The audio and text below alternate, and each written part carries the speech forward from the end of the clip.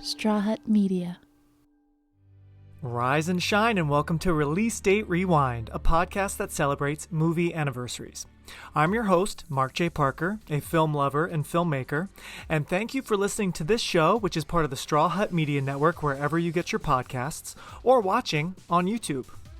Each episode, I bring on a friend to discuss a memorable movie, or two, for its milestone anniversary, and we have a fun May double feature full of teen angst for you. The kids are not all right, and we are loving it. Today, we're saying happy 40th anniversary to John Hughes' 16 Candles, and happy 25th anniversary to Alexander Payne's Election. Now, John Hughes allegedly wrote his script over one weekend, that's it, with Molly Ringwald in mind for his leading lady, while novelist Tom Perrotta, who wrote the Election book, was inspired by two 1992 events for his story. One was the presidential election, where Ross Perot entered as a third-party candidate, and the second is an incident in Wisconsin where a pregnant student was elected homecoming queen, but the school staff burned the ballots and announced a different winner. Oh, the drama.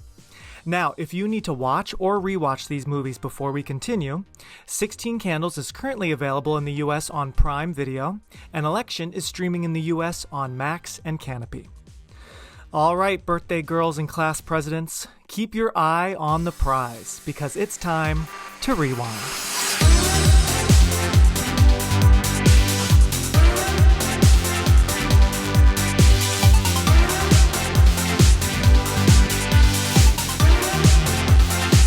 All right, everybody, I'm so happy to be chatting with a newer friend of mine. We've been Instagram friends. He has a podcast as well that he's about to talk to us about. But everybody, please welcome to Release Date Rewind, my new friend, Devin Lotfi. Hi, Devin. Hello. Thank you for having me. I'm trying to remember when we even maybe started following each other. If I found you or if you found me. I know. I don't know who was... found who first. Maybe I found you because I'm a big comeback fan, Valerie Cherish, as you are as well, obviously. Thank you. But yeah, it's probably been... like what, a year or so? I feel like we've been following each other at least a year, maybe more. I think it's been more, yeah. Has it? Yeah. I mean, who knows? I'll have to go check when our first DM was. But yeah, I have a podcast called I Don't Want to Hear That about the comeback, which is a HBO classic that Lisa Kudrow starred on. So for anybody listening, if you're a fan of that show, I hope you come join me. It's so good, Devin. You just had a big interview. Tell us about one of your most recent episodes with a star from the show. Oh, yes. I got Lance Barber, who plays Paulie G, who's the villain on the comeback, who goes head to head with Valerie. He's the producer of the show she's on. And now he's doing really well for himself on Young Sheldon. So I felt even more nervous because I'm like, okay, like he's now a big deal. Now, like a network star and all that. Exactly. Right. But he seemed great, right? He was such a sweetheart. Yeah. It was so nice to just, I mean, he came out of his way. He left Warner Brothers, drove up to Van Nuys, came here on his own time and just was really appreciative of how, and sadly, it's actually almost been 10 years now since even the second season ended. So isn't that crazy? Yeah. Oh my gosh. So I think people are just happy that I try to keep the show alive, and on my Instagram page was also I don't want to hear that, but yeah, I am always happy to find a Valerie fan because it still deserves more attention despite it. Oh my gosh, Devin! Now we have to talk Valerie for a minute before we talk about these movies we're really talking about. Okay, so did you first watch the show when it was airing, like back in 2005, or did you discover it later? Because some people find it later, and I'm like. I mean, I love that, but I feel like we were watching when it aired on maybe Sunday nights or whatever on HBO back then, right? And yes, I remember. Hooked. Yeah, I had a friend who had HBO because back then everyone had HBO. So I was like, "Can I come over and watch the comeback?" Or if we were gonna hang out, I would pretend I'd want to hang out, but no, I'm just kidding. But yeah, so I got to watch it over at her house, and that's when on demand ish was kind of new. I think you could actually go find it and watch it, even if it wasn't right when it was airing on HBO or whatever. Right. So it was right in the middle of TiVo and other stuff taking off.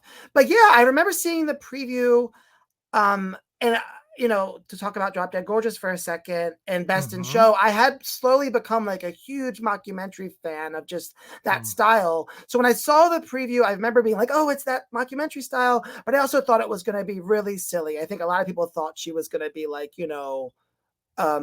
like a Kardashian of sorts, or just a silly kind of, I think someone said Phoebe and Manolos, or that's how Michael Patrick King referred to it. And then they were in for a shock when it was a lot darker and deeper and still Right. hysterical. But yeah, I loved it, and it ended so perfectly, and it was sad. I remember buying the DVD that said the first season, but then the first was cut out and it said the Yes. first only season or whatever. Uh-huh. Yep. And I can't see it from here, but I know it's right over there in my bookshelf. Exactly. I aw, know. It's so perfectly sad and hilarious at the same time, right? yeah, and I We got mean, season 2, which is so I good. I know actually that's I guess a year ago, I guess it was last year, last winter, my husband and I rewatched season 2, and oh my god, I mean, it's equally as good as season 1. Do you agree, or do you think one's better than Yeah, the I other? think in the end, I don't think one's better. I just think because of the nostalgia, I love one. I think there's Yeah. more fluffy moments in one. Two is like Mm, it gets nitty gritty, and it's like mhm. it's hard, but it's all great, and the ending Yeah. is brilliant. But I think I Oh, just it's like the brilliant. first one because there is 5 more episodes at least in the first season. But yeah, I think as time has gone Okay. on, and after the pandemic and the strikes, like really seeing how harder than ever it is to get things made, I really do realize now more than ever that it was truly a miracle that they even were able to bring that back and do that. But it kind of did predate a reboot surge that was coming in, whether we're talking Arrested Development or what have you. So as always, the comeback is a little ahead of its time, and yeah, it's Yeah. it's almost too perfect that a comeback had a comeback. It's Oh it's my fine. god, you're right. Absolutely. Now, do you think we'll ever get a 3rd season, or is it done? What do you think? I don't know. And would you It's want that? actually I don't know. Lance kind of was saying leave well enough alone. I think if Mm, there was a little movie or some way to just see her again, we'd all be so happy. I don't think we want to see her in turmoil anymore. I think the ending of mm. season 2 is so great, but obviously people would be happy about it. I don't know. I mean, I can't believe I started the podcast almost 4 years ago. So Wow, I yeah. think I felt it more back then, Mm. not so much anymore. And plus, HBO got bought by Discovery and all the Right. Warner Brothers stuff, and it's just been I don't know. I don't know. We'll see. Yeah. I know, But it's interesting, yeah, when you bring up the company changes, because it was never that major of a show, of course. I mean, the 1st season, of mhm. course, was not, season 2 was definitely more buzzy, and I think she got an Emmy nom for season 2, if I r like, in real I life, right? I believe she I got think one so. both times, and Both I times? was Okay. so mad that she didn't win the second time. I I think know, Julie and Louis she's Dreyfus won brilliant. her eighth one, and it was just Yeah. like, Yeah. why can't you guys just give it to Yeah, Lisa? But spread the hey, wealth. But I yeah, at really least would love, yeah, you bring up a good point. Maybe we could just get, like, a one-hour special, because it's like you said, it's already yeah, been, what, 9 years or so, or 10? No, it's it'll be going 10 to be years? 10, yeah, since Wow. 10 in November. Crazy, Well, yeah, crazy. I would love even just, like, a half hour or 1-hour special just to see what life is like for her as an Emmy winner, and, like, yeah, yeah, you're right. I don't wanna see her in turmoil, but I still wanna see people, much like in real life, people don't really care who's actually winning awards. We can't remember who just won, right, like, right. the Oscars a couple months ago, so it's like, I could just see her, like, walking around with it, or, like, having a party and people being like, "Oh, okay. Anyway," you know? Yeah, That could be I fun. did write a spec script for a season 3 because she was just Ooh. in my brain after I finished the first season of the podcast, like I had to. So I could send it to you just for fun. Like I feel like that's Oh. where I got to live a little bit of her again, and it's Oh just my god, brilliant. crazy. But Please send it. I would love to read it. I need to read your other script, and we'll talk about your writing in a second, oh but, no, yeah, oh, don't worry. Devin, please, yes, yes, that sounds amazing. I'm so happy you wrote a spec. Oh my god, that's amazing. I love it. Yeah, and just one last thing. It's not always about people's want for a third season. A lot of people I've noticed, even though my comments are like, I can't imagine it without Mickey.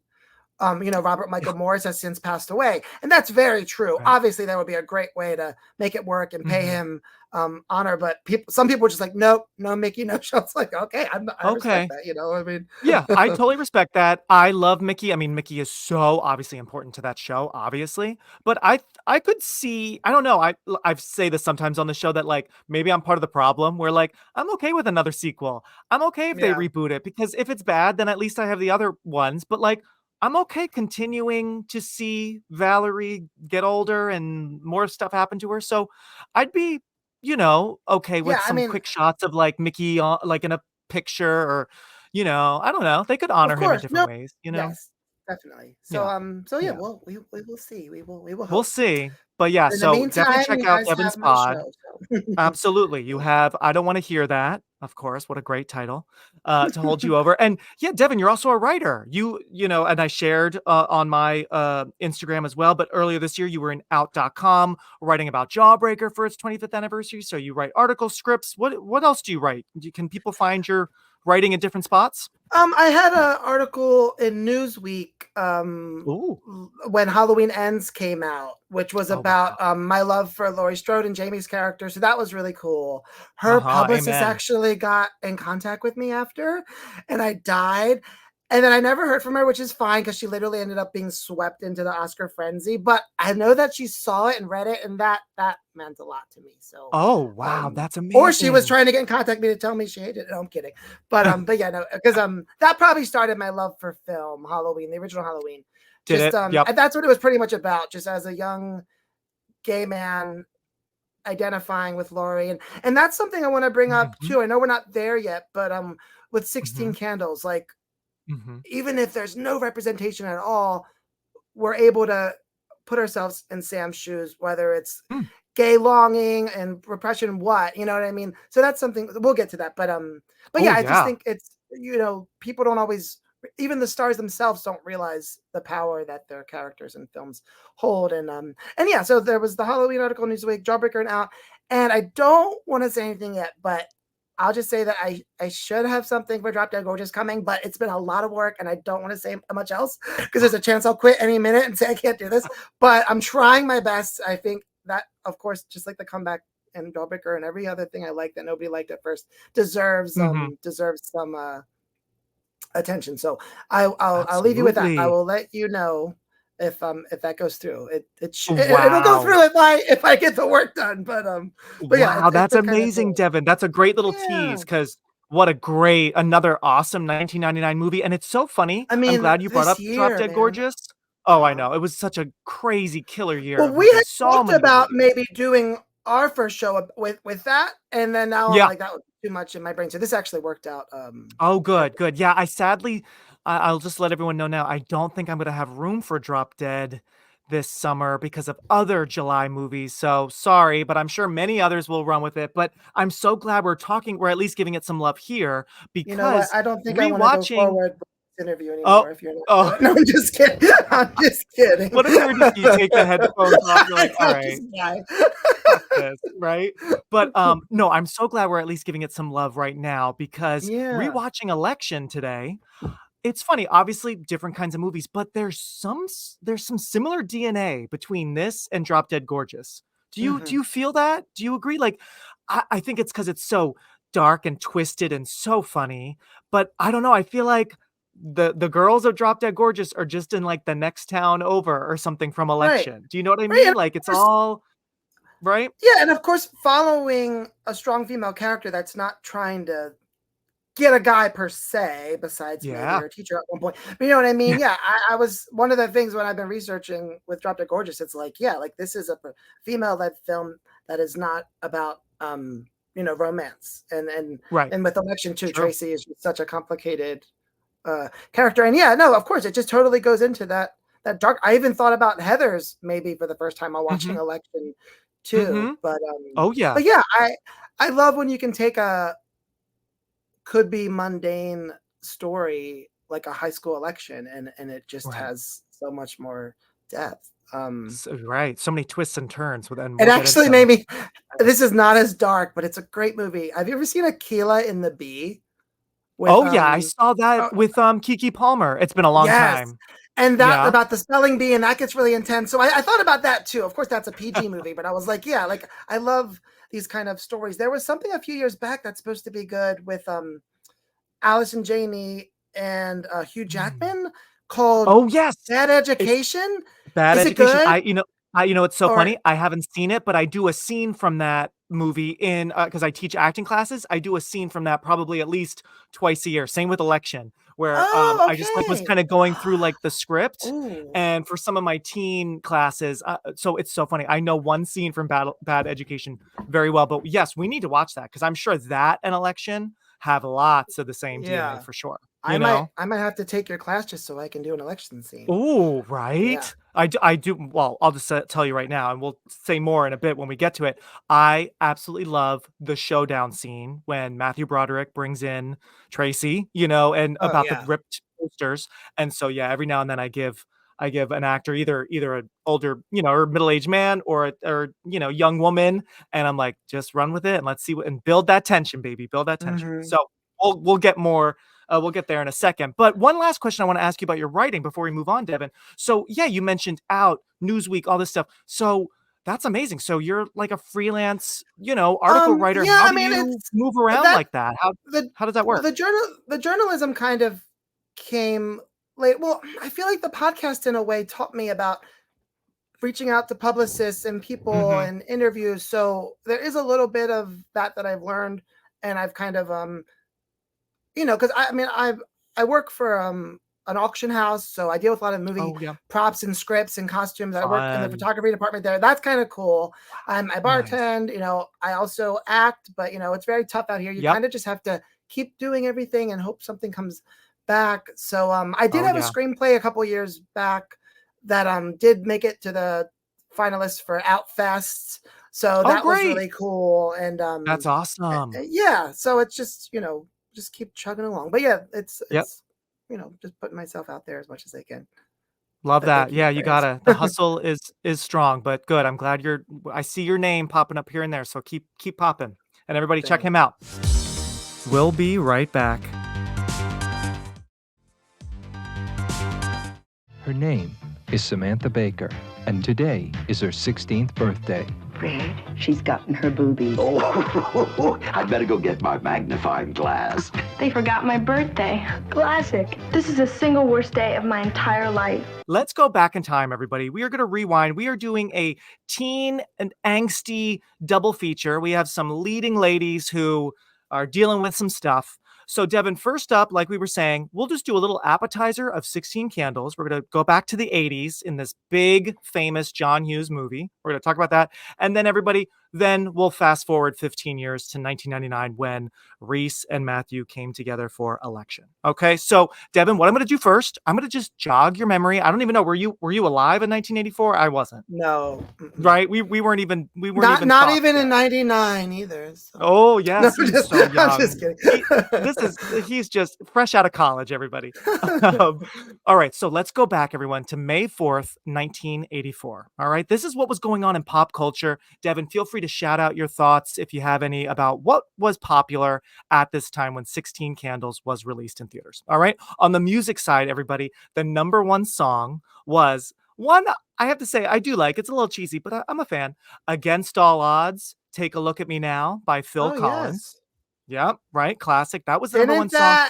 That infamously got performed by the actress from Annie, and like everyone was like really mean about it. Because at the Oscars, you weren't allowed to perform your own song back then. And Phil was like so upset about it. You have to look it up. Wow. Oh, I have to find that clip. So, I did not know that. Wow. I know his version, and I know I think it was Mariah Carey. Oh yeah, Mariah Carey. Exactly. Hers is good, actually. Yeah, I mean, hers is good. Yeah. It's definitely good. I mean, she does so many good ones. But also it's either Death Cab or Postal Service. I think it was Postal Service did a cover for Wicker Park. If you remember that movie Wicker Park with Josh Hartnett. Josh Hartnett? Oh wow. Yeah. Yeah, really good cover. Yeah. Anyway, so that was the number one song, followed by Hello from Lionel Richie. Hold Me Now from the Thompson Twins, which I feel like is very good. 16 Candles, right? And Love Somebody from Rick Springfield. So all 80s hits at this time. You didn't do 10 Things I Hate About You, did you? No, I didn't get a chance to do that. I did it on a friend's podcast, Back to the Blockbuster, but no. I heard Hold Me Now in the after party scene. I was shocked because I had forgotten about that. And I was like, that doesn't really fit, but it works. But for, Sorry, just got excited about that song because Yeah, absolutely. Connections, teen connections for sure. And we'll talk more a little bit about 10 Things once we get back to 1999. Let's see. On the theater side, if you're a theater fan out there, the Sondheim musical Sunday in the Park with George, a musical I still have never seen, it had just opened on Broadway May 2nd, I think 40 years ago today, on this day that we're recording. It opened on Broadway and it went on to win the Pulitzer Prize for Drama. Have you seen that musical, Devin? No, but I Ever? just saw his show Company that has Oh, yeah. been revived, and I saw it in DC, but it's coming to LA Nice. in July. But really, it's about a 35-year-old on their birthday having a crisis, so it was very timely. And I think Very, yeah, that's what I very liked 16 about Candles, actually, right? it. Yes, Yeah. I hear you. But on the TV side, back in '84, Happy Days was about to end its series finale. Oh, wow. Although apparently there were 5 unaired bonus episodes that were going to sprinkle throughout summer. But early May, we had the series finale time, and then other popular movies at this time. So this movie, 16 Candles, came out the same day as a movie called Break-In, which was a dance movie. That was number 1. Oh, okay. I don't know that one. Had you ever heard of that or Heard of seen that it. one? Yeah, heard of it, yeah. I hadn't really known much about that one, but that was number 1 the weekend this came out. 16 was number 2. Plus, there was Romancing the Stone, big movie with Michael Oh, Douglas. that's funny. And We Kathleen talked Turner. about that, Yep. about the whole Billy Ocean thing. Exactly. Yes. Exactly. So, Romancing the Stone, Police Academy, The Bounty with a young Mel Gibson and Anthony Hopkins, Splash, Tom Hanks, and of course, Footloose. Those movies were all in the top 10 Oh, when wow. 16 Candles came out. So, Devin, I'm going to throw it over to you, like I do with everyone, in your own words, for anyone out there who needs a refresher or maybe hasn't seen this movie. What is 16 Candles about? What's you're a writer. What's the log line? Oh, gosh. When a girl's family forgets her 16th birthday, she channels all her aggression into her crush, Jake Ryan. I don't know, something like that. Like, Yeah. she finds escape by longing for her crush. And Absolutely. There you go. Yeah. I love that. A plus. All right. Here's $20 million. Go make it. Oh, Exactly. thank you. Yes. Has your family ever forgotten your birthday? I mean, that's got to be so awful. I don't think I wouldn't mine- let them because I pretty much remind everyone in my circle. I saw maybe it was The Onion a couple weeks ago. It was like, experts say you can start saying my birthday's coming 9 months ahead of time. Oh. And everyone was like, Devin, that's you. It's like, oh my God. literally. That is too funny. Oh my gosh. My birthday's in July. It's July 1st. So usually by July Ooh. 19th, I'm like, guys, my birthday's coming. Like, Wow. July 1st. That's a good birthday. I love it's that the because best you can have. Six Yeah. months after the new year, you kind of reevaluate, realign, Right. reset. Wow. Yeah. You're right in the Yeah. middle of the year. It's Oh my fun. gosh. That's so interesting. And then you're just, 4th of July is like a nice kind of like, Yeah. end to your birthday week in a way, right? Nice. Okay. July 1st. I'll remember that. I'll send you a birthday card on July 1st. I won't But forget. just to add on to you talking about the year itself. So Yeah. Gremlins is a huge Mhm. favorite of mine. Yeah. And it also came out in the summer, which is crazy, against Ghostbusters. Yep. They both managed to be hits. But I wanted to talk about this real quick before I forget, because Gremlins and Indiana Jones is the reason for the PG-13, but also 16 Candles might have been mixed in there. Like, we're talking about a full topless shot. I know it's I not know. sexual per se, like Titanic or whatever, but that, even as a child, that blew my mind because my Oh, yeah. parents were pretty strict about like ratings. So if you're like, Mom, it says PG, like, you're right, but it's like, what? So I don't usually see that as part of the conversation, but I feel like it had to. I think I'm so glad you brought this up because, I was seeing that I guess originally, and maybe you saw this too online, originally 16 Candles was going to be rated R. The MPAA gave it an R, but John Hughes fought back and was able to get them to a It's PG. crazy And I to thought, think that there was no bridge between them. I know, Yeah, because like, I read that. I'm like, wait, PG? And I'm like, oh, that's right. PG-13 wasn't around yet. So yeah, was it Indiana Jones? And did you say, was it Gremlins or Ghostbusters? Gremlins and then Indiana Jones. It might have been the second Indiana Jones, Temple of Yeah, Doom. Or because Temple of Doom came out. I'll be talking about that next. was it because That of came like out- the heart scene? Maybe I like think that so. might have been- Exactly. that might have been Probably. it. I But mean, yeah, that's I pretty know intense. parents were Wow. quite mad at Gremlins because it wasn't dark enough to be R, but it definitely wasn't fluffy. And you also find Right. out that there's no Santa Claus. So Yeah.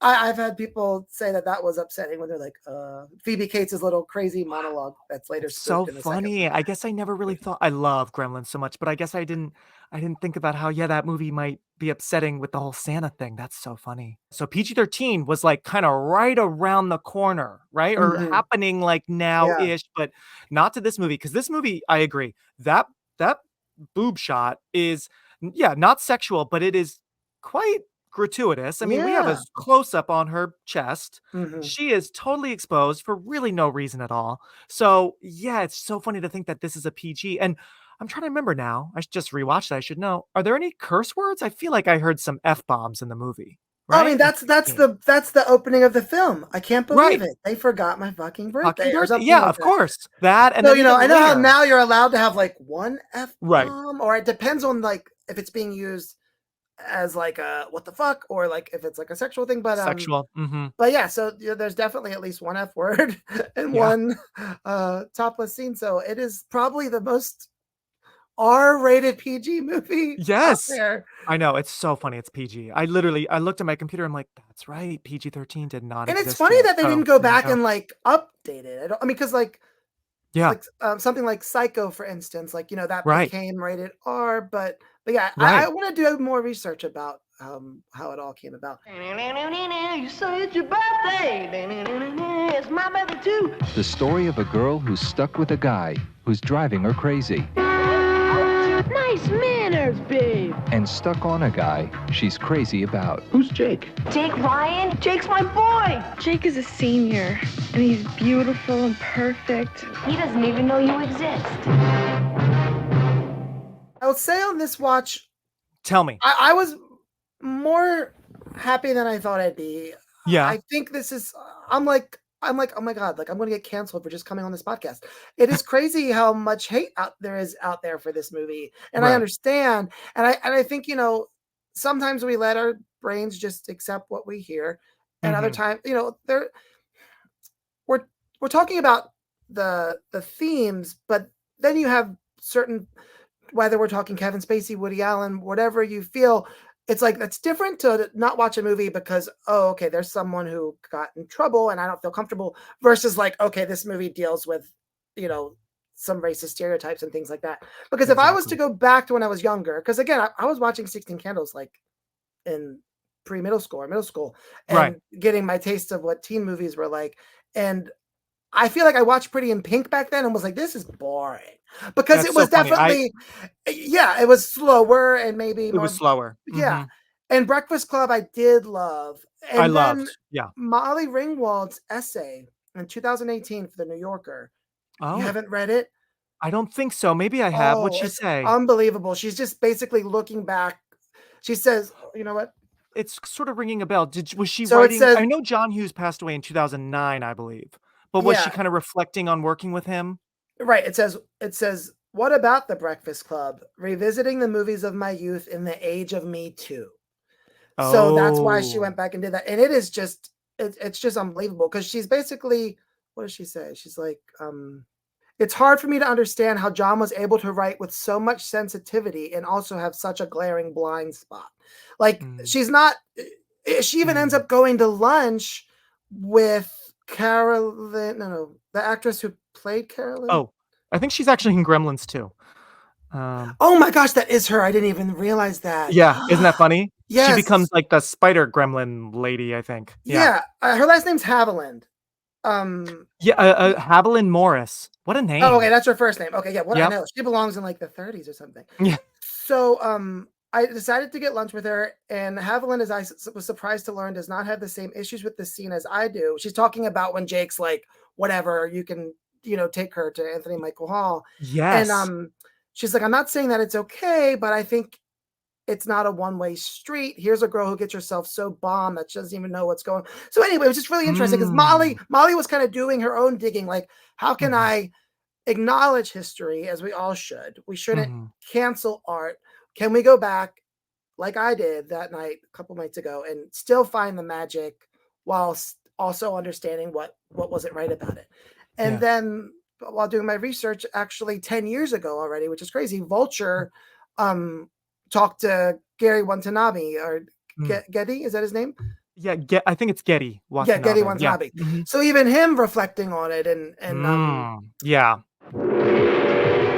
What's happening, hot stuff? His name is Long Duck Dong. Nothing could shock me anymore. And it kind of goes into that argument of like, yes, it was stereotypical, but maybe at the time he and his peers thought, but at least it's an Asian person in a mainstream movie. You know, it's such a twisted thing sometimes when you try to validate it. Like even some people were saying, yes, it's an over the top character, but isn't everyone surrounding Samantha purposely over the top? You know, to just make her world even more hellish. So yes, maybe there wasn't such viciousness on John's part. It was just like, how can I just make everyone so extreme? Because at the same time, someone said they're kind of being satirical about her grandparents, maybe like using him in a way as this exchange student. Yes. Mow the lawn and do this. Mow the lawn, do the dishes. You're making fun of them too through him. So, you know, that's true. The whole can of worms. But what I think still works is just the through line of the film, which is her longing for Jake. And when you first see him, those boots, I mean, I was just like, oh my God, Devin, the boots. I wrote down those boots. I know. That's my only note, those boots. It's so okay. We just got to talk about, I mean, Molly is so cute. This was her, I guess, first real leading role, right? She had done a couple other like movies. She was actually on season 1 of The Facts of Life, but you know, this made her a star. Michael C. Hall, who is so much fun as Ted the Geek. Oh my God, what a cutie. And he steals the movie in my opinion. Anthony Michael Hall. Oh, what did I say? Michael C. Hall? Oh, I said Michael C. Hall. Is Sorry. that the guy from like the Kids in the Hall or something? Anyway, but yeah, I just he was just in Halloween Kills a few years back. So it was so nice to see him again. And I know, and he's so different now. He's so like tough and brooding and big, and back then he was so small. I mean, I remember. I think the first time I saw Anthony Michael Hall, besides The Breakfast Club, was Edward Scissorhands, and even by Edward Scissorhands in 1990, he was already kind of the bad boy, you know. So it's funny but he is so good in this movie. And then I don't know how to say his last name, Michael Schoeffling, I want to say. He plays Jake. Michael Schoeffling. Yeah. Maybe. Oh my gosh, what a beautiful man. I agree. The boots, the outfit, him staring at Sam. I'm like, oh my God, I wish you stare at me that way, right? This isn't my quote, so I'm not gonna get in trouble for it. But I was talking to a friend and they were like, that's who these kids think Jacob Elordi is. And I was like, and I was like, oh God, like just saying like, that's how perfect he was. Oh, totally. Oh yeah, you're so right. I didn't think about that. That is totally Jake. It's a good comparison for sure. Yeah, it absolutely is. He would be like in the Saltburn of the 80s. Oh yeah. Oh my gosh, I would watch him in the bathtub. Oh yeah. But no, so pretty. Oh my gosh. And it's kind of a bummer. Yeah, he had a big moment. This was his first film, Michael's, and then of course he went on to do a few other things, Mermaids with Winona, and then like was he in Wild Hearts Can't Be Broken? He was. Okay, I think that's like the one thing I remember him from after that. I love that one. Oh, the so good. Diver, yeah. Yes, the horse diver.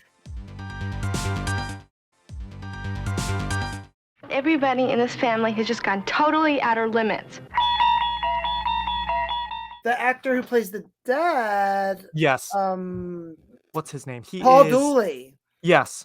So he's the dad in Clock Watchers. Have you ever actually seen Clock Watchers? Clock Watchers. I've seen. That's with Parker Tony Posey Collette, and Lisa Kudrow. Yes. Yeah. It's been a while, but what a good one. I know, and I noticed that. And then as I'm looking him up, do you know who Winnie Holzman is? She wrote My So-Called Life. She actually wrote a book for Wicked. She's married to him, and he's still kicking. He's 96 years old. I get so happy when I watch quote-unquote old movies, and I'm like, oh, good, they're still here with us. Wow, he's still kicking. Oh my God, yeah, he's born in 1928. That's amazing. Wow. Oh my gosh, so that's his wife. Wow. Yeah, and she was actually in the season 2 of The Comeback, so there's lots of weird connections there with her, but I was like, I learned that today. So what was she in The Comeback? Did she played a role? She was the script supervisor in season 2 who's working with Seth Rogen, and Seth goes on this 15-minute improv tangent, and then Valerie gets one line wrong, and she's like, Valerie, it's stay out, not keep out. And she's like, Anyway, it's a small part, but wow. Oh, how fun. Oh my God, I love all these connections. Yeah, you know, I was reading, and maybe you saw this too, Paul Dooley, the dad, I guess John Hughes really, really wanted him, but in the almost final script, Dad was really only in the beginning and the end, and so he said, this isn't enough for me, I don't want to do it. So John Hughes wrote in that middle scene where he has that more touching moment with Sam on the couch, I guess because he really wanted him. And so once he saw there was a nice little scene in the middle of the movie, he said yes. So I thought that was interesting. One thing that Molly's article said was that in the end of the couch scene,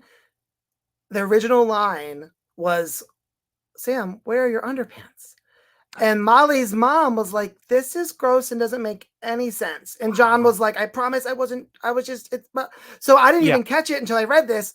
That's why it's a wink, wink when he goes, Sam, just remember, you wear the pants in the family. But it's after she had already lost her underpants. So the undies. Yeah, that's hard because I understand it's a funny line, but yeah, wow. Not because absolutely not from Dad, and also, but like she really was only around 15 or 16 when making this movie. Same with Anthony Michael Hall. So yeah, and it's funny because Michael Schoeffling was like 24. So and you can kind of tell. I mean, he's a babe and he looks young, but it's kind of like Mean Girls. We have these rare classics that actually starred a real teenager, but it's not often. Exactly. It's usually the main star.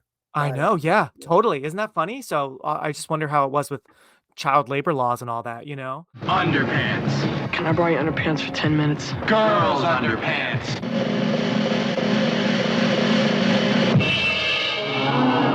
Everyone knows John Hughes, and this kind of was one of his earlier films. This was his directorial debut.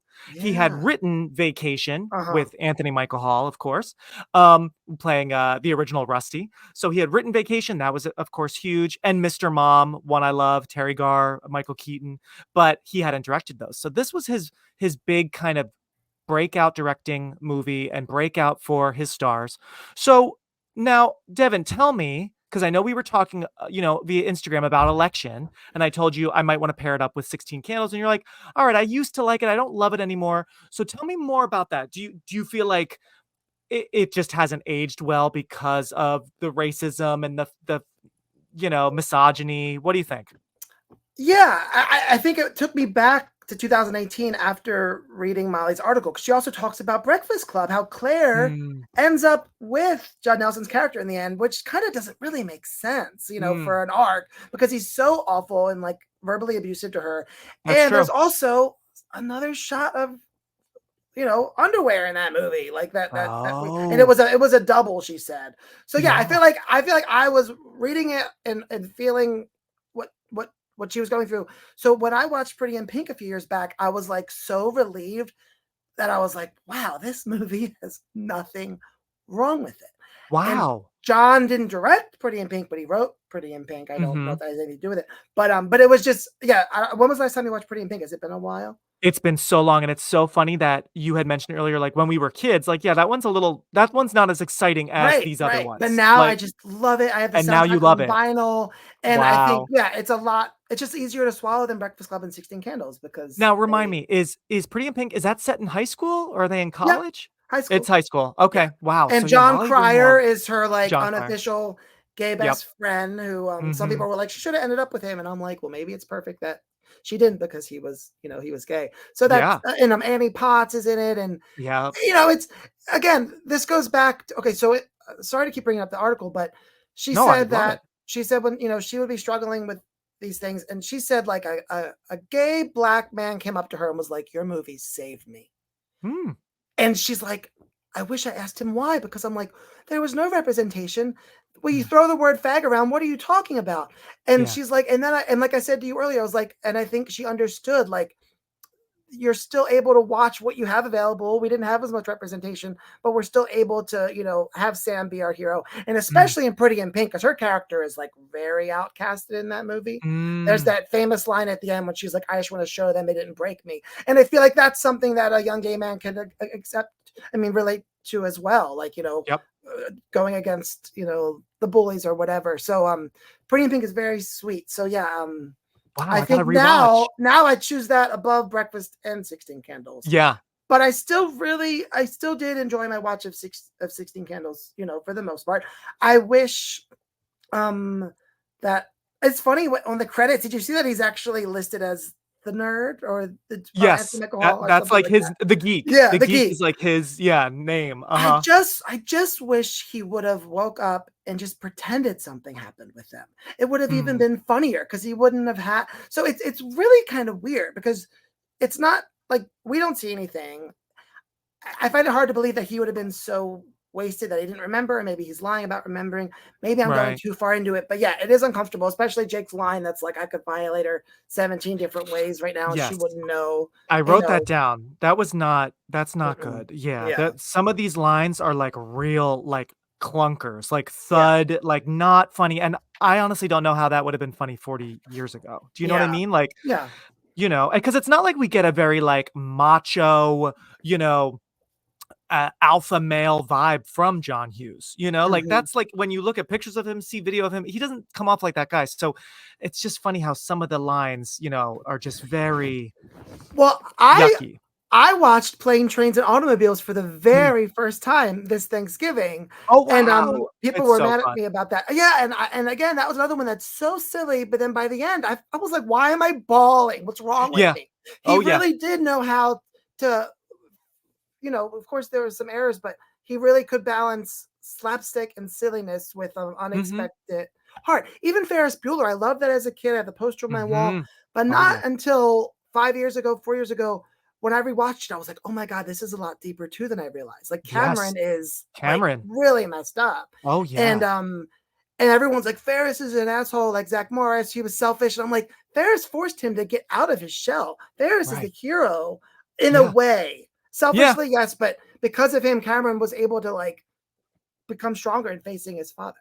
Right. I just think Ferris was deeper than people realize. So, Oh, yeah. Oh, yeah, I you think a lot know, of these and even Breakfast Club for sure. I oh yeah, mean, oh, yeah, a lot of these movies, they might be really fun to watch and bouncy and good music, but yeah, there's, like, some real interesting, like, depression or, just different stuff that everyone's dealing with. mhm. Yeah, and it's But funny, yeah, rewatching 16 Candles for the first time in a long time, it's so funny how it's just so John Hughes to have right when the movie starts, family kind of running all around the house, everyone's yelling at yeah, each yeah. other, doors are slamming. It made me think of Home Alone. It made me think of Christmas Vacation, with the Yes. grandparents moving in and taking And over. one of the grandparents is the actress from Home Alone who's in the airport, who Yes, yes, who uh-huh. Catherine convinces Uh, to give. He's yes. yeah, with Oh, the tickets or absolutely. Oh whatever. my God, I'm so Her glad voice you is said very that. distinct. Yeah. Yes, her voice, she is so cute. Yeah, she's the lady at like the desk with Uh-huh. Catherine O'Hara. Uh-huh. Oh my God, yeah, I love that And so she's much. like, from a mother to a mother, please. Like, oh, don't even get me started. Catherine deserved an Oscar for Home Alone. I'm sorry. That movie works Oh, because she is just so it's believable and I'm good. just And so happy Catherine O'Hara is so famous now because I I don't know, know. growing up and like, even 10 years ago, I feel like, oh yeah, everyone knew her, but she was so good that we all kind of just like took her for granted. So I'm Yeah. so glad she is such Just a great Catherine. Yeah. queen and star because like she does no wrong. That lady Mhm. she could be in some real stinkers, but she is gonna shine. Absolutely. Yeah. I'll let you take Carolyn home. She's so blitz, she won't know the difference. Jake, I don't have a car. You can take mine. I agree with you. I hadn't watched this in a while, and I was worried because I personally think there is really honestly no need for Long Duck Dong at all. Like Mhm. he doesn't really serve any sort of purpose, and like you said, yeah, the plus side is it's great that we had, a pretty substantial role for a person of color, but the accent, the constant gong sound, and like you said, the grandparents kind of are using him like around the house Yeah.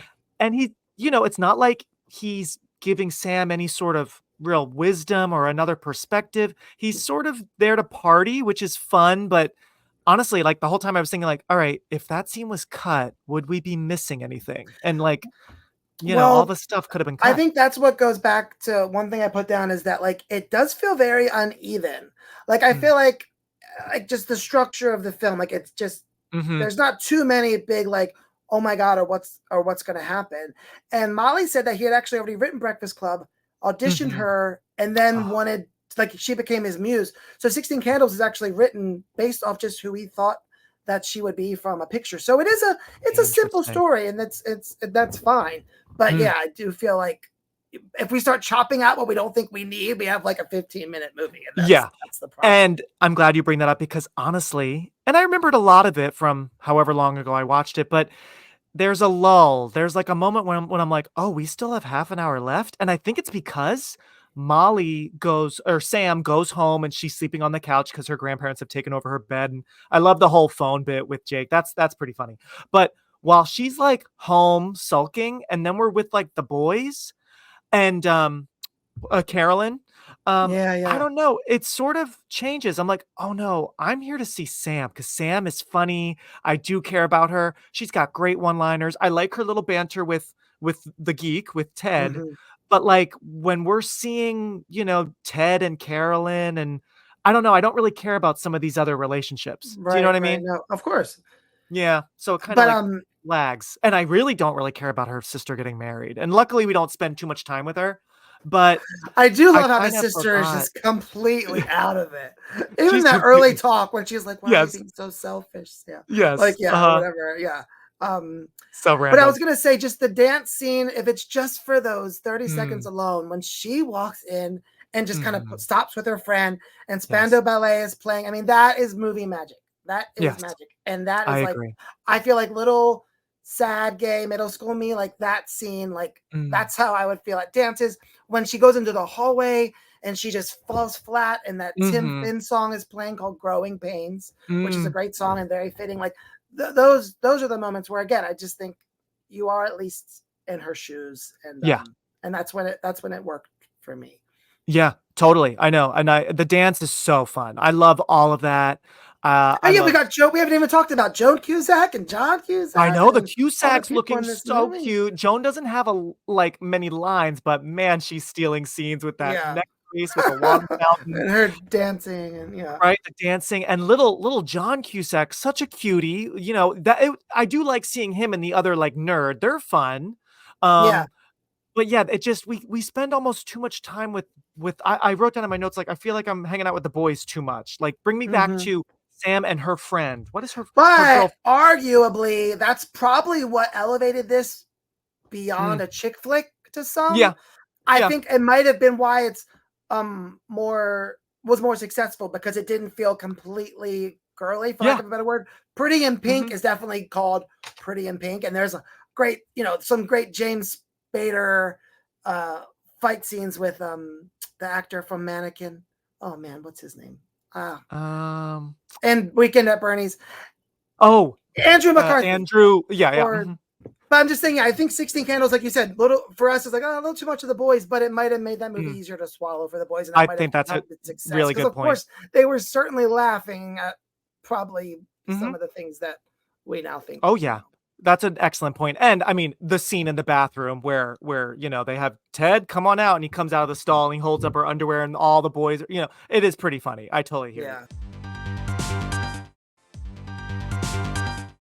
She's stuck between a half-wit Very hot. and a heartbreaker. I want a serious girlfriend, somebody I can love, that's gonna love me back. Pretty intense, huh? Over. Everyone she knows is either on her case You know you're the one I want to bug, huh? or out of their tree.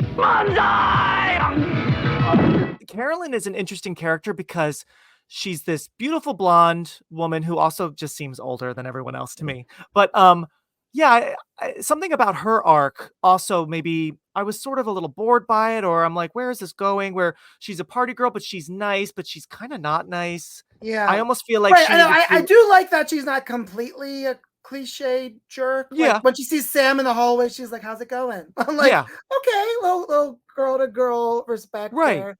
That's what makes me upset about Jake because he's very likable and lovable, and even that scene with his gym partner, who calls him a fag because he's like, I just want a girl with more substance. So it's a shame that he ends up having some of those lines and doing what he does.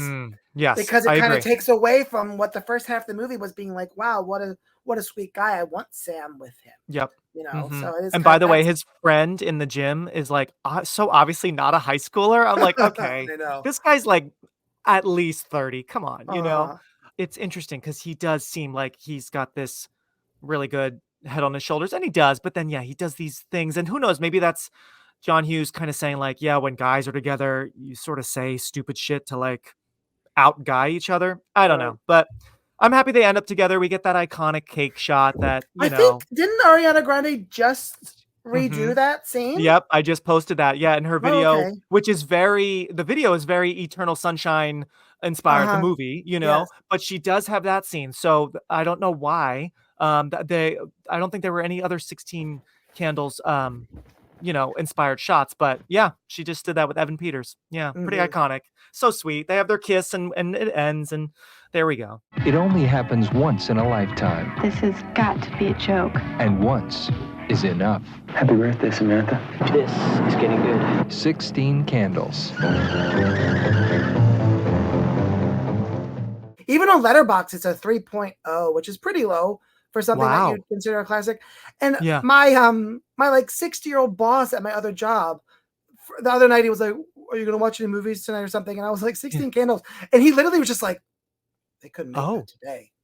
Like, no, I'm like, you saying that, like, he was probably a teenager at the time. It was just so crazy that like it's now kind of gotten to a place that's really not so good for it. Right. But again, it's just, I don't mean to come on your show and make this a hot topic. Oh no, but even Election. I mean, both of these movies have controversial. for things. sure. And, For sure. Yes, which is why they're kind of a great little, double feature celebrating big anniversaries. But yeah, no, I hear you. And Molly, going back to Molly, she even was just in a clip somewhere, I think at a film festival, saying exactly what you just said, that like they could not make that movie today, and also bringing up the lack of diversity. Like that's not what high school looks like in America today at all. So yeah, it's so interesting to have a career based on these big movies that even back then, of course, did not represent everyone. So that's so interesting. Well, and we can kind of a maybe bummer. end with this. Yeah. She says, how are we meant to feel about art that we both love and oppose? What if we're in the unusual position of having helped create it?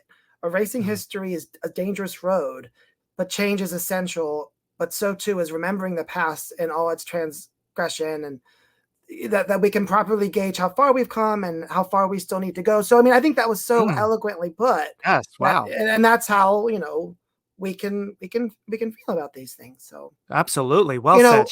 She said, she said, the bottom line is he wanted people to take teens seriously.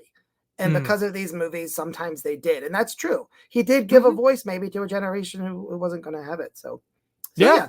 Absolutely. We're sitting here 40 years later and we're still talking about the movie. There's a reason that it's still being talked about, for better or worse. So that's absolutely. Yeah. And no, I part of the reason why I do the show is, some of these movies that are quote unquote iconic like that's a memorable movie. We've seen that poster for years.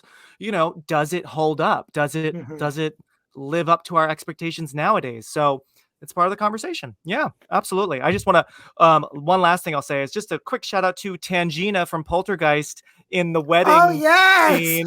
How funny to like be in a big Poltergeist movie and then like do this little kind of cameo as like the church, piano player lady. That's so Wait, what does Sam say to her? And her response, she's like, just a little. Maybe her voice, she's like, my sister left her veil, so I'm gonna go get it to her. And she's like, oh, okay. And then when Sam runs back out and misses her sister's already gone, and everyone's gone except for Jake. Tangina, I'll just call her Tangina. She goes, God, I need a drink, because the wedding was just so messy. Yeah, and by the sound of it, I think she has a flask in her purse. Oh yeah, I hope so. Absolutely. Okay, so that is 16 Candles, everybody. Now, Devin and I are going to just fast forward a little bit in the future to 1999. We are going to May 7th, 99, when Election came out wide. Now, it did come out limited in late April. Pick Flick. Like, if you're watching on YouTube, we got Pick Flick on Devin's shirt. So did you say you just got that shirt yesterday? Yes, I had it made for you yesterday. So I'll be sending you the bill, and I'll be a tax write-off for. No, I'm just kidding. But and it's funny because I never read Tom's novel. I think he also wrote Little Children, which is one of my favorite movies of all time. What a movie! And, wow. So I don't really know if it was supposed to look like Pick Fuck or that just became like a funny joke. Oh, that's right. Yeah, maybe people say he did. That's so funny. I've never really like said that out loud, but I thought that. So you're right. Maybe that is a twisted little thing that he came up with. In the nation's capital, a new leader has found a place in the halls of power. But her story began in the halls of high school. Real quick, everybody, I'm going to jog everyone's memory. This is what was going on in spring 99. So unfortunately, I feel like I can't not bring it up. You know, just a couple weeks prior was the Columbine shootings, happened April 20th. So I'm only bringing that up. You know, I don't want to make it a downer for everyone, but it was a big historical moment. And this was one of the first teen, centered movies to come out after that. You know, we had Idle Hands with Devin Sawa and this movie, because any other teen movies were before that big event happened. So just I feel like that helps with, because this didn't do all that well at the box office. I know marketing was a little confused on how to market this teen movie that isn't a teen movie, right? I went to a screening 2 summers ago at the Secret Movie Club, and David Gale was there, the producer. So remind me to tell you some of the things he said about marketing. But good. But, yeah. Okay. Yeah, absolutely. Okay, so some other quick things just to have some fun and go back to 99 before Devin was born. He has no idea what any of this is. Yeah. Livin' La Vida Loca by Ricky Martin was the #1 song. Oh, what a time. Followed by No Scrubs by TLC. Then Kiss Me from Sixpence None the Richer. Every Morning from Sugar Ray, and Believe from Cher. I mean, Devin, can you think of a better soundtrack? I've never heard of any of them. I know, you really, this is all before your time. So, well, hey, She's All That, right? Kiss Me. Yeah. Kiss Me. That isn't it crazy? Because like nowadays, songs I just feel like would not be. I mean, maybe I don't know, but I mean that was back in January. Now we're in May. Like songs change so quickly now. We'd be on to something else, So so that was still a big thing. There's a great book called Best Movie Year Ever. Oh yes, I think we chatted about it for a second. Yes. Tracy's smack in the middle of that cover with smack in the middle with that cupcake. I want that cupcake so badly. They look so good. I'm like, if we were doing this in person, I would have made the Pigfoot cupcakes instead. Oh my gosh! Wow, one day we'll have to reunite in person. Yeah, for sure. They look so good. So yeah, that's the music side. TV side, SpongeBob SquarePants had just premiered on Nickelodeon, so I thought that was funny. A show that was popular, might not be so thought of now, but it was on for 5 seasons. News Radio with Andy Dick, Mara Tierney, Joe Rogan. That was on TV for a few years, but that had just come to an end. It aired its series finale. And Young Hercules with Ryan Gosling. He's now in, what's that new movie? The Fall Guy. That was about to end as well, that TV show. Oh, wow. Isn't that funny? I don't think I've really ever watched Young Hercules, but I've seen the pictures of them. And popular movies at this time, everybody. So this came out the same day as another movie I love, and I'll be talking about in the next episode, The Mummy with Brendan Fraser. Big movie. That was #1. Which just got put back in theaters. Yes. For a lot of release, which is so cool when they do that. So cool. And it's so funny. I don't know if, I'm sure in LA it might be the same, but here I noticed it's not just in theaters for a week. They just added another week. So I guess they're doing pretty well. And I feel like it never happens for old movies like that. It's just like 1 week. Alien was back as well. So what a great time to go see some classics. Yeah, because I'll tell you, my favorite thing about living in LA is probably getting to see all my favorites on the big screen. And like at Quentin Tarantino's theater, the New Beverly, and now there's even more of Idiots, and that's really cool. We'll move on now to the presidential race with 3 candidates running. The first is Tracy Flick. One thing that's important to know about me is that I'm an only child.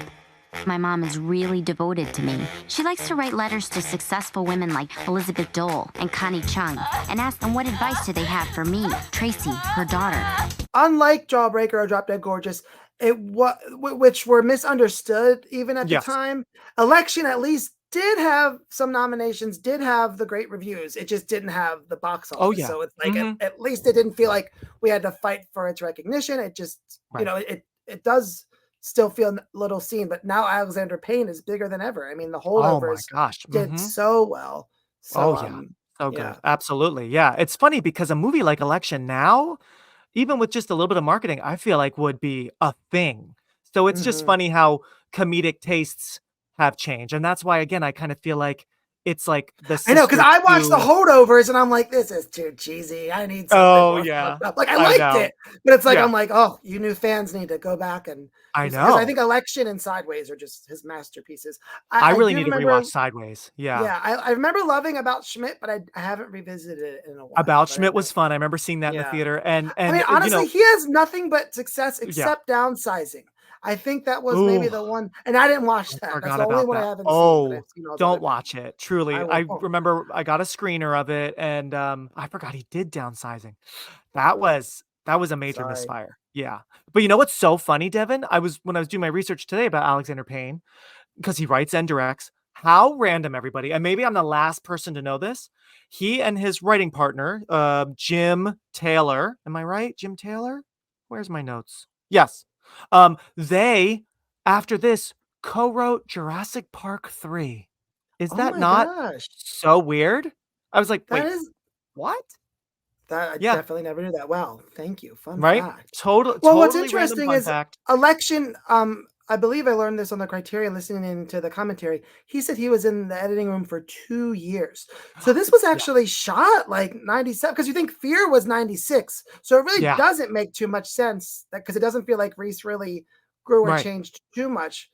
She almost Right. seems more mature and Cruel Intentions, maybe, which Yes. came out I weeks agree. before Election. Came out, yeah, 2 So, months. but I mean, Mhm. when you look at Election and how many freeze frames and voiceovers, I feel like I can understand why editing was really hard because editing makes that movie. Oh, yeah. Oh my gosh, exactly. The voiceovers and the great, like, close-ups and, yeah, some good cuts and the freeze frames. Exactly. And the music. Oh my god, the music Mhm. is so memorable. That, like I don't know how to even describe it. That, like, battle music? Like that. Yeah. Apparently Yes. it's from Is I it might have from put it down. something? It sounds Yeah. familiar. It's funny because What it is kind it? of sounds Kill Billy, Yeah, it but I does. I thought the same thing. I wrote that down. And fun fact, everybody, that Kill Bill connection with the music is actually correct. That song is Navajo Joe by Ennio Morricone, and it's the same one Tarantino used 4 years later in the Kill Bill movies. The next candidate for student body president is Paul Metzler. I just don't think somebody would do something like that on purpose. I think you did it. And if you want to keep questioning me like this, I won't continue without my attorney present. my friend's older sister maybe took us to see 10 Things I Hate About You around this time. Okay. And I wasn't allowed to see Election. And of course, I loved 10 Things. But I think I remember her being like, yeah, we went and saw Election and we walked out. That movie was so, and it's so funny looking back. I'm like, yeah, I mean, MTV was promoting Election. Mhm. Like I said, the producer, David Gale, he said, we didn't know what to do. Yeah. Do we make a Yeah. trailer that looks like Clueless? This isn't Clueless.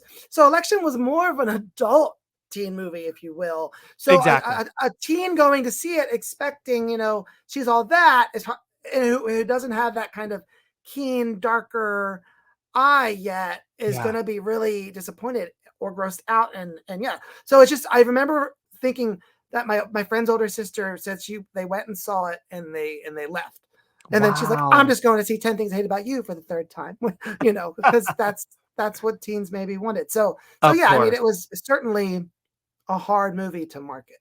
Yeah, I mean, what's hard about this movie to market is the inciting incident. The thing that really kicks it all off is Tracy has an affair with a married teacher. I mean, that's really kind of what gets everything going, and why Matthew Broderick's character, Mr. McAllister, like doesn't really like her and views her differently. So like, yeah, how do you market that? And it's produced by MTV Productions. It's like, right. So it is kind of a little tricky because this is a little bit more like American Beauty than like 10 Things I Hate About You. You know what I mean? In its subject matter and its people doing kind of bad things. And yeah. So it's complicated, but it's just so good. And it's funny because like going back to Jawbreaker, we all knew obviously like that was dark, twisted humor. And this can be kind of dark and twisted, but Jawbreaker's still campy and colorful, and it's yes. Whereas Easier this to is swallow, no pun intended. Exactly. Yeah. Yes.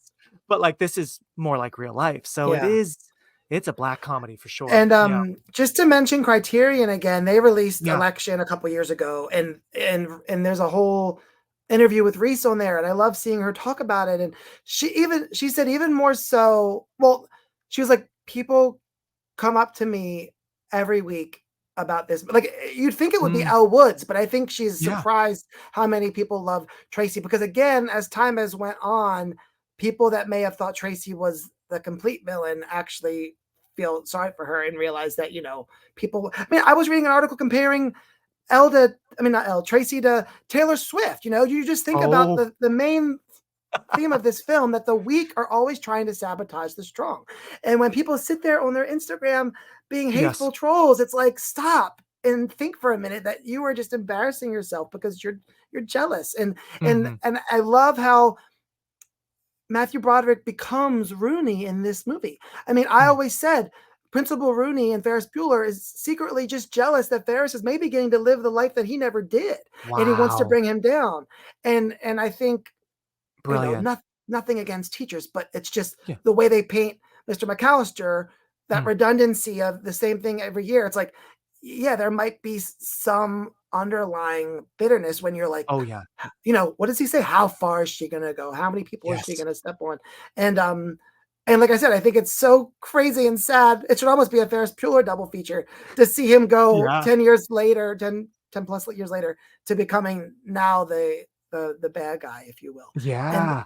And I don't like using that word, because I do think what makes election so great is that there really isn't a hero or villain painted clearly for you to pick. And that's such a hard thing to pull off.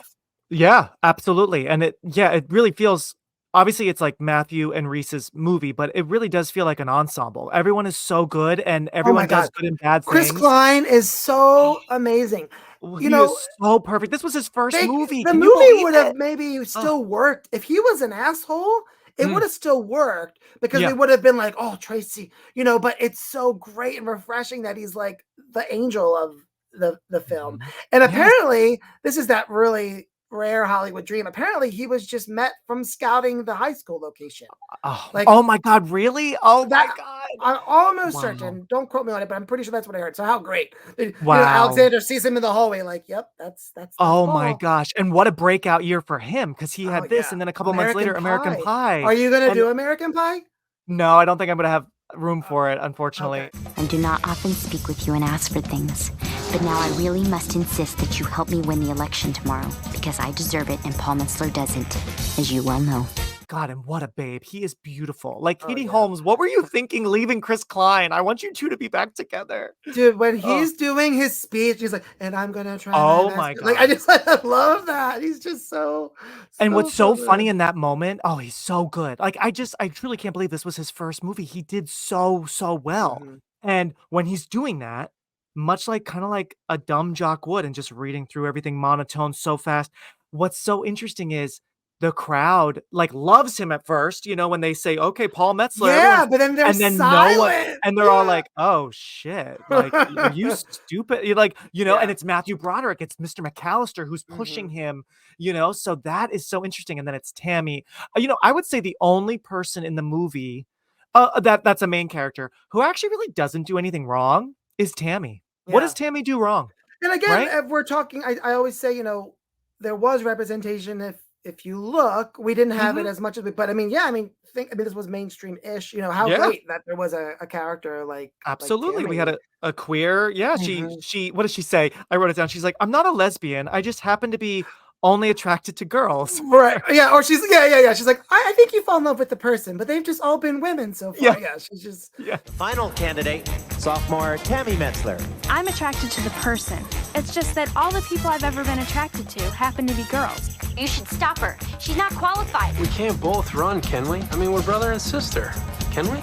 So, you know, she not to be a Debbie Downer, but she passed away a couple years ago, sadly. The actress, no, did she? At 38 years old, yeah. Oh no.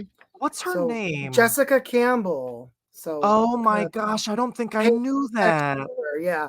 It was it was 2020. It could be. Yeah, December 29th, 2020. That is sad. Oh man, she is so good in this movie. Yeah. And she's got such great, memorable lines. Like I just love when she says, what does she say at the end of her speech? She says, or don't vote for me. Don't vote at all. And everyone is just so riled up. And I love like reverse effect, you know, her like. And I love when she peeks in on the scene you were talking about that you do with your class. And she's like, is this about the posters? Because I know who did it. Like, and you're like, oh Like, it And was such a Tracy, I right. love that close up on Tracy's face. And when Tracy has to walk in and be shocked, even though she's probably like thanking her Oh lucky my God, stars. it is gold. What does she scream? She's first of all, You're she's gonna pay for my expecting- posters. I mean, Reese, like I know she got a Golden Globe nom, but like, and I know this movie got a well-deserved Oscar nom for screenplay and it won some Indie Spirit Awards, but I mean, Reese is so good. And it's funny, I was reading in that book you mentioned, Best Movie Year Ever. Reese did not like her performance at all when she first saw the She movie. didn't understand that. Yeah, that, and of course, I bet anyone seeing the screenshots like that. Oh like, yeah, no. But yeah, I think she understood the brilliance a little later on. But hey, that's what they say. The best comedy is when someone is playing it straight, because we want to laugh at it. Now, have you seen Freeway? Oh yeah, with her and Kiefer. You're talking about how great she is. Mm-hmm. I love Reese. I always will. Because of where she is in life, she does choose to do, maybe, like she said, she doesn't even want to do dark stuff anymore. Like, she likes lighter fare. But she was so good in dark stuff, man. Yeah, Freeway is just unbelievable. I saw this little ounce of her darkness when she did Little Fires Everywhere on Hulu. Like, there was some great old school Reese moments. But I just think, and even on the Criterion, she talked about Freeway, which made me happy, because the director of Freeway recently, I bought a special edition. He was like, I think Reese's camp has tried to bury this film. And I'm sure, I mean, if some people see her in that movie, they might not be able to realize it's a character because of the way people get in an uproar. But yeah, sorry, I just had to go to a Freeway tangent because she's so good in that one. Who knew how high she would climb in life? I had to stop her. Excuse me! Will you please be quiet? Now. 25 years later, strong women still scare the shit out of men.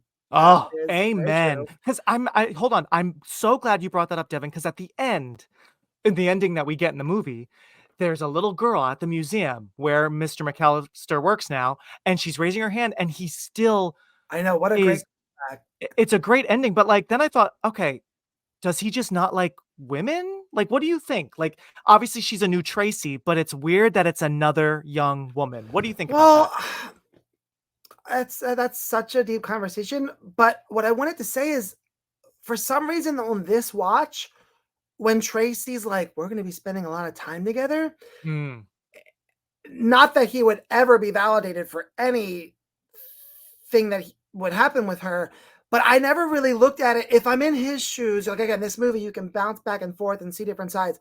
Maybe he's terrified that she's going to like try to come on to him. Not that he would act as his friend did, but I never looked at it before. Like, oh, like he doesn't want to even be remotely in a tempted situation with her. And then if we're going there, it's like, was Tracy smarter than she thinks or more naive? And it's tough. But yeah, because in that scene when she says that to him, make sure to tell the audience, I know you're thinking it's because I didn't have a father figure, but it's like no, Tracy, that might be why you're being Oh yeah. But because I noticed in this rewatch, she even she pronounces one word I caught wrong. She says unconscionable or something rather than unconscionable.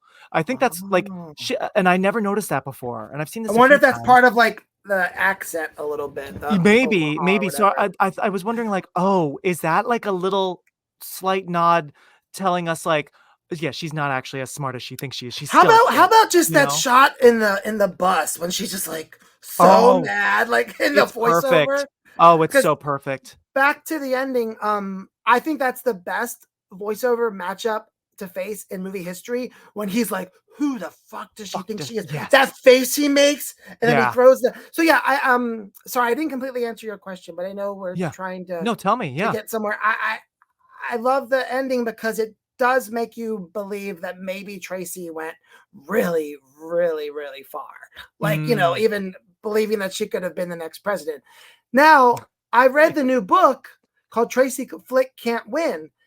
That's Tom Perrotta wrote a sequel. Did you know that? I don't think I knew that. Oh, wow. Yes, it came out so you 2 read summers ago. Yes. It's called Tracy Flick Can't Win. They've already talked about it. They've talked about it being a movie, and Reese has posted about it at least once. But again, it has a dark ending that I do think she might have an issue with. But the problem with the sequel is it's a wonderful book, but we're supposed to believe that Tracy is still living in this small town and she's just a vice principal. The movie's ending would never let you go back and watch a sequel where, I mean, of course it could have just been an internship and she got her taste of the White House and then she went back to square one. But I think the way the movie ends, I don't believe that whether she stepped on people or not, that Tracy didn't go really, really far in life. So the book is great, but you almost have to erase the movie's ending to enjoy it. That's interesting. Because I think in the movie's ending, like the book, they just run into each other at a car dealership. Yes. And the original nice ending, little I guess, piece really between them, and he signs her yearbook. So I don't think it's a horrible ending, but I think this is more cinematic. You know, this is a little darker and edgier, it sounds like, than the original ending, which apparently I guess is just sort of sad. Like she just feels bad for him and he hasn't left town. It's interesting how he leaves town and goes to New York. I mean, I kind of love that. And it shows like his rent on the screen. Because it's like where you can start over, you know, because think about it. That's like the equivalent of canceled, you know, to bring up both movies have an example of going viral. I think Anthony Michael Hall says, I can just see this thing getting duped 1,000 times and winding up on cable somewhere. Yeah. About if he films, or I don't remember the context, but that's funny for 1984. And then in 99, he's like, it became one of those email chain letters that you just forward and forward. Because now, you know, we immediately get these kind of damning things about people. So I thought that was kind of for sure interesting. But yeah, New York must have been like a safe place where he felt like, you know, no one's going to roll down the window and spit on him. Like, I know. Wow. That is so, oh my gosh. And that actor, he's done other things. I think his name's Nick D'Agostino or something like that. He's in the Final Destination movie. Yes. And he's in that silly movie where the, like a Bring It oh On my God. movie. Yes. Where they like, are in drag, aren't they? Not I think it was Sorority called, Boys, but Fired Up or something like that. Yeah, if I remember correctly. Yeah, something like that. Is that what it's called? It's like they're out of college and with that blonde guy that was in everything for a while, Eric something. Yeah, he's so good in this. Oh my gosh, and he's like the male Tracy. He's like following the rules. I love all the ballot stuff. I know. I love when he's like he gets really pissed. He's like, it's not possible. Like, I love that shot of the crumpling the ballot and zooming in because you wouldn't think, like some people say, oh, that he's so stupid. He should have done more. I love how this movie teaches you that the little things you do can come back to bite you in the ass, because they show you the janitor seeing him miss that trash can and probably never cleaned it up. And he remembers that shit, you know? I love the close-up on the janitor's face. Oh my God. Oh, I'm just, we got close-ups of Larry, of Tracy and her mom, and then the janitor. Oh my gosh. Yeah. And that close-up on that awful bee sting. It's just so funny how Mr. McAllister is just doomed. It's kind of like what Tracy says early on in the movie in voiceover. She says something along the lines of like, you can't really like, you can't mess. Yeah. You can't mess with destiny. That's why it's called destiny. It's just going to happen anyway or something like that. And you're going to get burned in the process of trying to mess with it. You know? Yeah. Because rewatching it in the earlier scenes, there are these little moments of foreshadowing when she's looking at him like she knows she has to maybe be weary, even though she's not completely aware of it. When I win the presidency, that means you and I are going to be spending a lot of time together. Cast your vote for Tracy Flick next week. You won't just be voting for me. You suck! You'll be voting for yourself. Do you know this is Barack Obama's favorite? I did hear that. That's so fun. That was kind of interesting. I love that. Yeah, it's interesting because going back to real quick your great observation about when she's saying we're going to be spending a lot of time together, blah blah blah, and how then he's dreaming of that. I love her close up of her lips, and he's like haunted by that.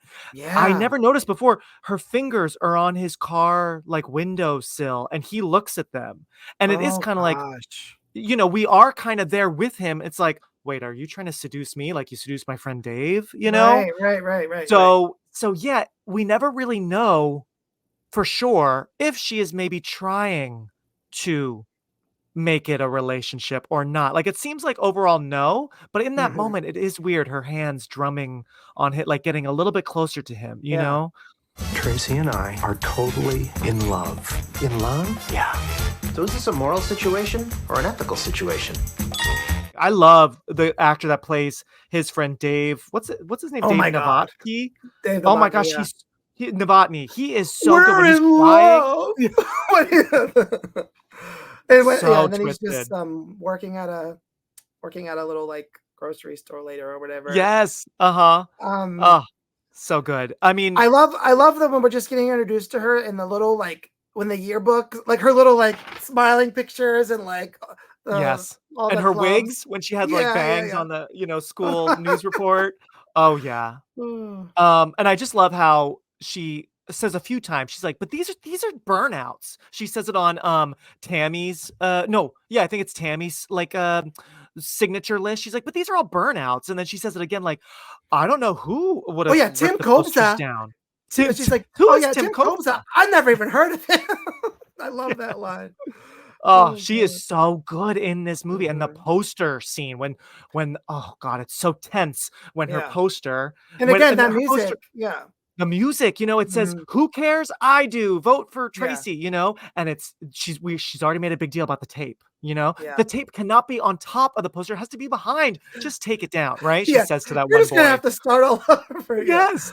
But when it's drooping and she jumps up and like, honestly, it's kind of scary because you're like, something's going to happen. Right. Yeah. And then she walks away and then it comes back down and she steps on that trash can that can't hold her. It rips. And then she loses it, right? And rips down all those posters. That is such a great scene with no dialogue. It's just, that's just one of those good moments that you don't see all that often where like the props and the actress, like that's all you need, Yeah.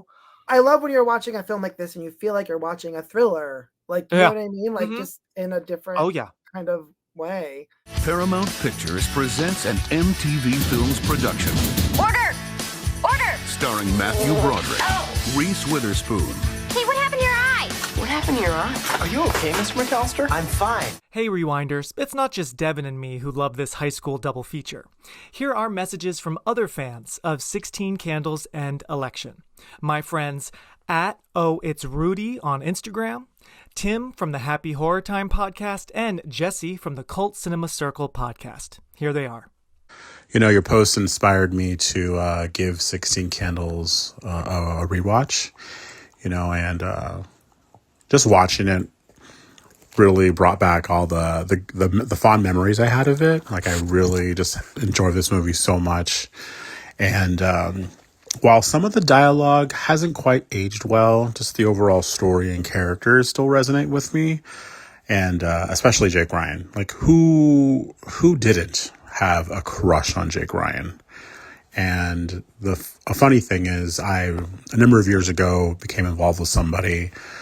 First name was Jake, and later on, I found out that his mother had named him after Jake Ryan, so he had the middle name of Ryan. And so I was able to have someone like Jake Ryan in my life, but a different version, but someone who was still so kind and sweet. So I was very lucky. And it just gave me another connection to the movie.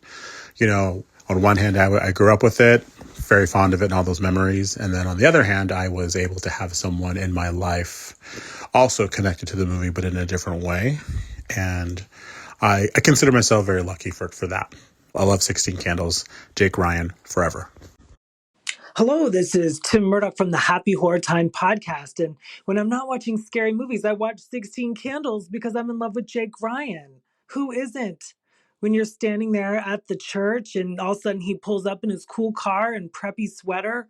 What's better? Nothing. So yes, happy 40th anniversary to 16 Candles. Oh, I love it. This is Jesse from the Cult Cinema Circle podcast. You just heard me and saw me on the Serial Mom episode, but I wanted to come on today and talk about how much I love the movie Election from 1999. This film for me is a recent watch within the last probably 2 years. I had always heard of it, but I never really pulled the trigger and watched it.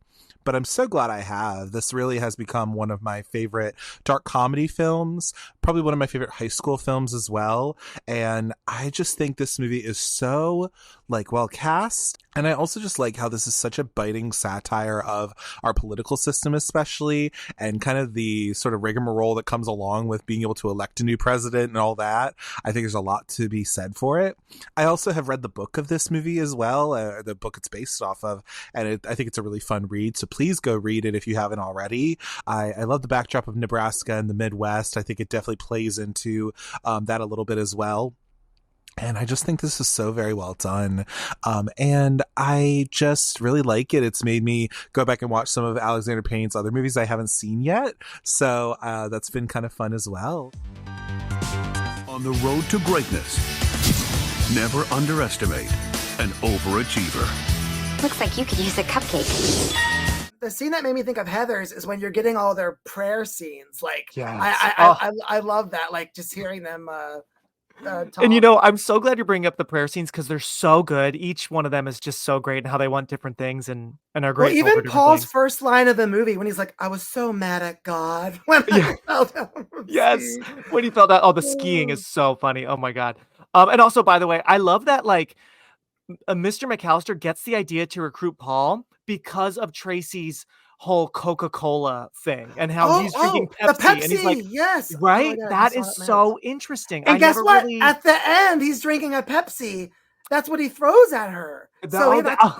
I wonder if they had to talk to Pepsi and be like, listen, we're kind of having an argument for you in this movie. But yeah, no, you're right. That's it all comes down to, are you team Coke or Pepsi? Because Tracy is Coke. Tracy is the biggest competitor. Right. But and she's saying when you're at the Pepsi. Yeah, and basically another theme of the movie is like when you're at the top, you have to try even harder to stay at the top.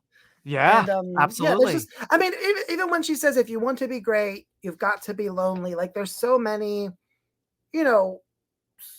sweeter ways to look at her. Even the teacher. Hold on to your dreams, no matter what. Yeah. Right. Yeah. It's like, I don't know. He even says, like, I noticed, like, you're kind of a loner. You don't have many friends. And she says, no, I'm just busy. Yeah. Like, yeah, you do feel for her, even though she's kind of like all of us in a way, when, like, sometimes we just get too excited about something and it's like, whoa, you gotta chill. Like, that's great, but, like, you're going too strong, Right. And it just totally turns Mr. McAllister off. Yeah.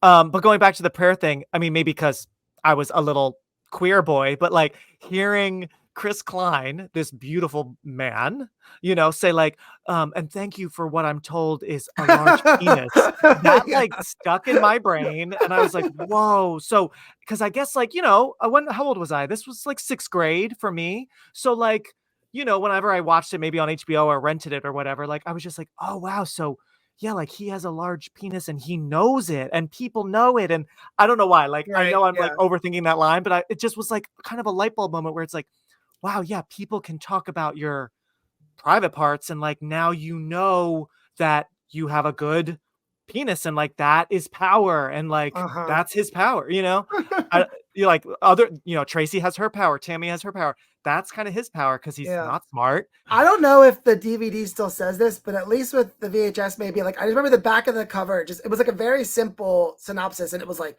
stopping Tracy is like trying to put toothpaste back in the tube. I think that was the first time I ever heard that, like, analogy or whatever. But that's so good. Yeah. Then Jim has an affair with Mrs. Novotny, with Linda, right? Linda, yeah. Oh, I know. And what do you make of that? Because it just further shows, like, even though, like you said, everyone's kind of a hero and everyone's a villain, and, like, man, he's really making bad decisions. Like, what do you make of all that? And why do you think he cheated? Do you feel like he was almost inspired by his friend Dave with Tracy to cheat? It kind of feels that way. Yeah, I mean, there's definitely those moments pre-bee sting where we kind of see him feeling a little, like, cocky again. I think Paul running is invigorating the young jock in him too. And it's awful, but it's awkward because he's like, so what do you say? Should we get a room? And he's not joking, but then at least she kind of takes it as, like, that's not funny. But then it's like, I don't know. It's it's interesting. She ends up saying, let's get that room. But then when she comes and confesses to his wife, Yeah. That's brutal too. But yeah, we didn't even talk about the bee sting. Oh my God. I remember that being like what I would see from MTV or the trailers or whatever. And it Yes, just they would show grows and that grows close and up. grows. Oh, Yeah. uh-huh. Oh God. Yeah, and then how he's sleeping. Well, also he's really becoming unhinged. He's Yeah. sleeping in front of Linda's house, which it's like, no, she literally just told your wife everything. Why are you even at her house? You know? Right. But when he wakes up and that bee sting now is like just a nasty whole Right. black eye. I mean, the makeup is great. It's fun to see him totally unravel. What was the line? I wrote down the line he says to Larry, and it made me laugh out loud. Larry, as we were saying, is the male Tracy. You know, he says, if there's a new rule that I don't know about, and he goes, Larry, we're not electing the fucking Oh, Pope here. yes, Just tell yes, me yes. who won, you know? Mhm. Like, and Larry, the kids are like taken aback because, you know, this is Mr. McAllister. And I just love how Larry says, what does he say? It's a real squeaker.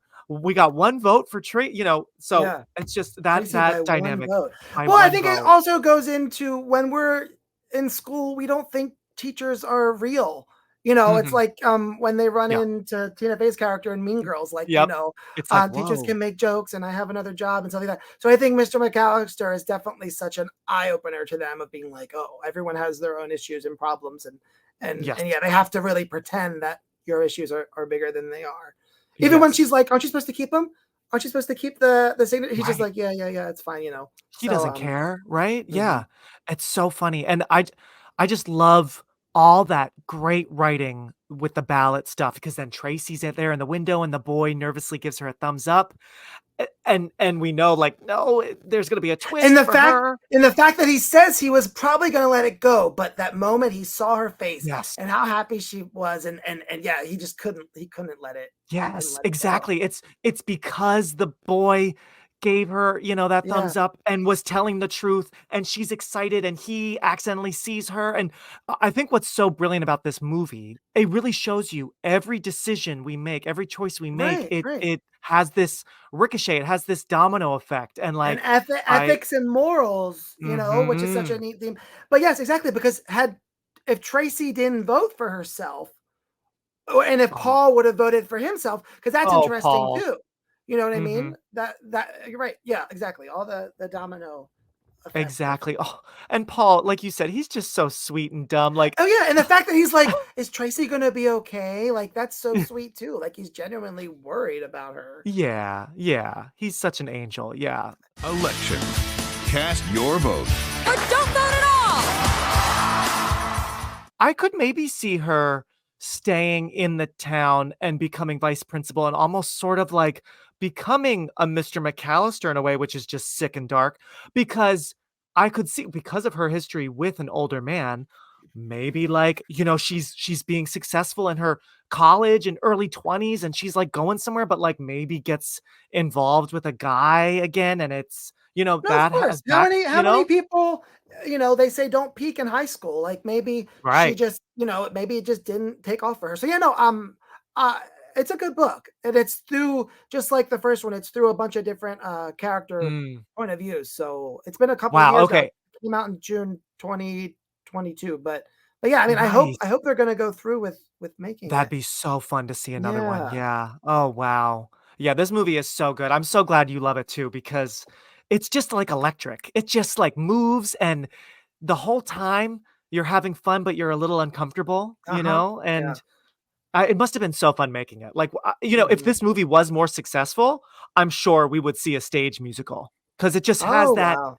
you Yeah. know, they're all such interesting characters. They're all really unique and like kind of caricature-y in a way, you know, so it could work as a musical, but All I right, don't let's write it. Let's do it. Off right? Well, Broadway. Election the Maybe musical. something underground, you know, like the Jawbreaker musical, you know, but that would be really fun because can't you Mhm. just picture like Tracy Flick with her cupcake, Yeah. like singing, like you could use a cupcake, you know, I don't know, whatever, Oh my god, no, that's great. Oh my god, right?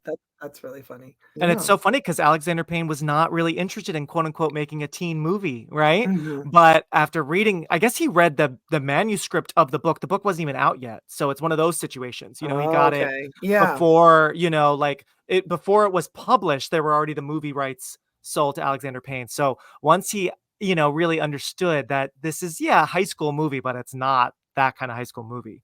I mean, it's so good. Yeah. So thank you, Devin, so much for this. You're welcome. Fun little teen double feature. So where can people find you? Obviously, you have your podcast.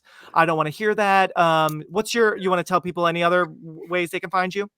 Yeah, my regular Instagram is just the one Dev.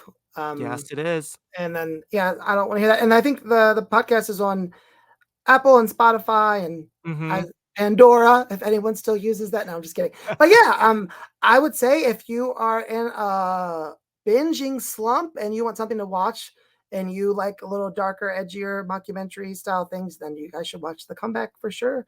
Please I'd love do. to hear what you think. It's just so good. Yes, absolutely. And hopefully you get Trishelle on your show someday because she's a big. Oh my gosh, she's a big fan. I'm already game planning having like a double guest episode with someone from The Comeback and then have her on. But I totally forgot that we talked about that. Yes. We did because then I also saw because I think was it April Fool's? Did you do like a post? I feel like you did a post that was like teasing season 3 or something, and Trishelle commented. I saw that she was like, and my brother, who was a very loving brother, but he doesn't really go out of his way to, say anything proudly to me. But I got a text from him like, Trishelle follows you, you've made it, or something like that. Like, I'm like, okay, my brother thinks I've officially made it because Trishelle is a fan of my podcast. I'm good. Thanks so much, star student Devin Lotfi, for a great chat, and thank you all for listening to or watching this episode of Release Date Rewind. Speaking of voting, the results are in from my 2 Instagram polls. Jake Ryan obviously beat Ted the Geek for our 16 Candles crush, and badass Tammy Metzler beat her brother Paul and Tracy Flick for our class president. Thanks for voting, and if you haven't already, follow me on Instagram at Release Date Rewind for more content from these movies and from this conversation. Follow Devin at The One Dev and his podcast at I Don't Want to Hear That to see and hear the great stuff he's doing too. Thanks also Straw Hat Media, Kyle Motzinger, Greg Clements, and Portland Media Center. And next time, everybody, we're continuing the May double feature theme, but we're leaving high school and we're going on an adventure with The Mummy and Temple of Doom. Bye.